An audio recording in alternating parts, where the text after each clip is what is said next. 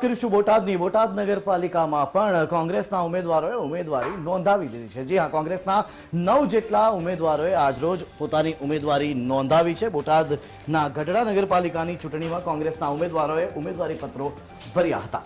નગરપાલિકાની ચૂંટણીમાં કોંગ્રેસના 9 જેટલા ઉમેદવારોએ આજરોજ ઉમેદવારી પત્રો રજૂ કર્યા। વોર્ડ નંબર 4માં 4 ઉમેદવારો, વોર્ડ નંબર 7માં 4 ઉમેદવારો અને વોર્ડ નંબર 5માં 1 ઉમેદવારે ઉમેદવારી પત્રો રજૂ કર્યા હતા। બાકીના વોર્ડમાં આવતીકાલે કોંગ્રેસના ઉમેદવારો ઉમેદવારી પત્રો રજૂ કરશે।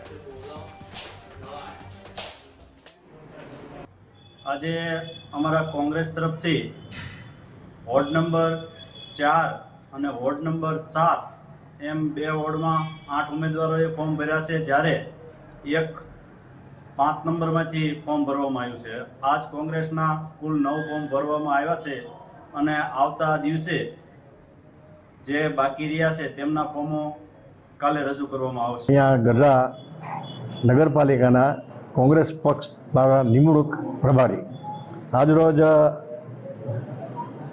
ગઢડા નગરપાલિકાની ચૂંટણી માટેના ઉમેદવારી ફોર્મ ભરાઈ ગયા છે, ચાલુ છે અત્યારે ભરવાના, અને ખૂબ જ ઉત્સાહભેરા માહોલમાં અને કસાયેલા, મહેનતુ અને લોકોની વચ્ચે રહેતા એવા કાર્યકરોએ પોતપોતાના ફોર્મ ભરી અને રજૂ